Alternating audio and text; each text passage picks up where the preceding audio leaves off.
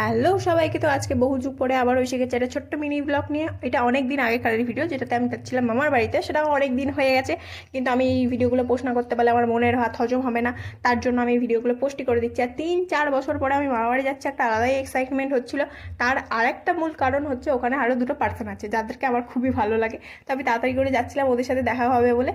তো অনেক কিছু বদলে গেছিলো, আর আমি কিছু অরিজিনাল ক্লিপস অ্যাড করছি।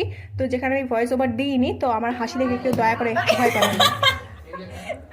বিশাল করছিস তো, বলবো না, আমি বলবো আমি করেছি, কমেন্টে বলবো গ্যাস নেওয়া। এই যা তোর আমার কাপ সেম সেম ঠিক আছে ঠিক আছে এই নে নে না না না এই বড় ক্যামেরা